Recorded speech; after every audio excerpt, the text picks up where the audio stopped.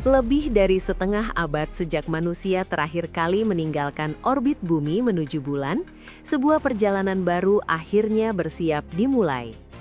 NASA tengah menyiapkan misi Artemis II, penerbangan berawak yang akan kembali membawa manusia melintasi ruang angkasa dalam jarak yang belum pernah dicapai sejak era Apollo.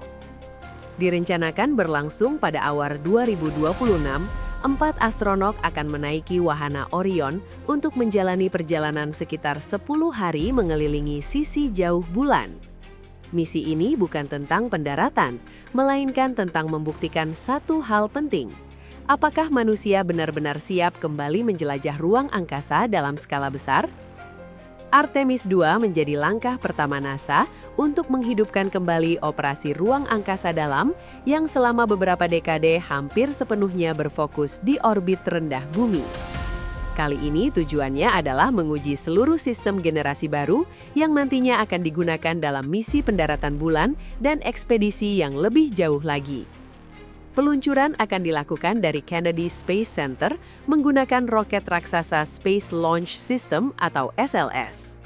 Di puncak roket tersebut berada Orion, kapsul awak yang dirancang khusus untuk perjalanan jarak jauh di luar perlindungan alami bumi. Setelah mencapai orbit, Orion akan melakukan manuver penting yang mendorongnya menuju bulan, menempuh jarak sekitar 240 hingga 250 ribu mil dari planet kita.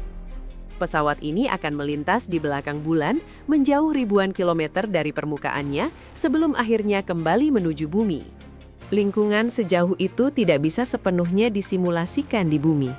Karena itu, misi ini menjadi kesempatan nyata untuk menguji navigasi, sistem propulsi, kontrol awak, serta teknologi pendukung kehidupan dalam kondisi ruang angkasa sebenarnya. 4 astronot yang tergabung dalam Artemis II memiliki peran penting dalam sejarah penerbangan luar angkasa modern.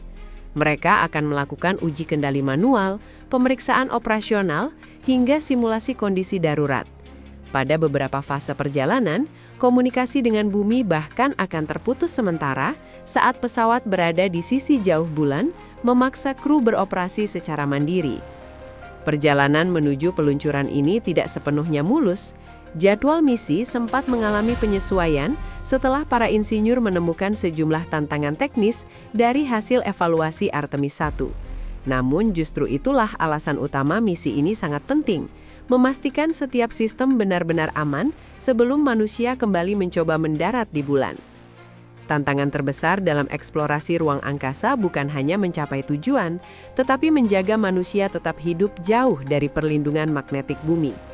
Di ruang angkasa dalam, radiasi meningkat, isolasi menjadi ekstrim, dan bantuan tidak bisa datang dengan cepat jika terjadi masalah. Artemis II akan mengumpulkan data nyata mengenai kondisi fisik dan mental astronot selama perjalanan panjang di luar orbit bumi. Informasi ini akan membantu merancang misi masa depan, termasuk ekspedisi jangka panjang yang suatu hari dapat menuju Mars. Orion sendiri menjadi pusat dari seluruh pengujian ini. Wahana tersebut dilengkapi sistem avionik modern, perlindungan radiasi yang lebih baik, teknologi pendukung kehidupan terbaru, serta fitur keselamatan yang jauh melampaui kemampuan kapsul era Apollo. Salah satu momen paling krusial justru terjadi saat kembali ke bumi.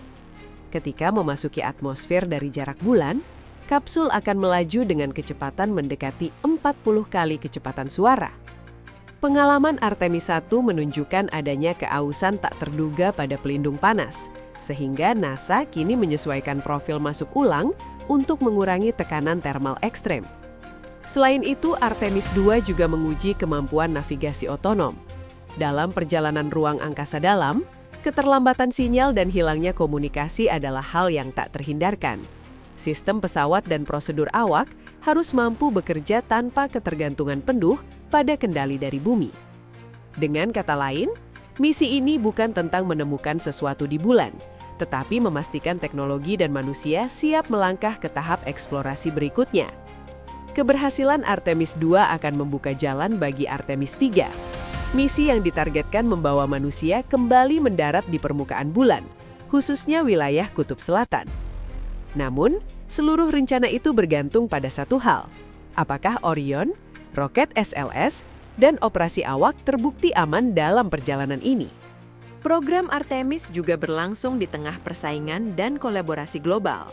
Beberapa negara lain mulai mempercepat ambisi eksplorasi bulan mereka, sementara NASA bekerja sama dengan perusahaan swasta untuk membangun sistem pendaratan generasi baru dan infrastruktur eksplorasi jangka panjang.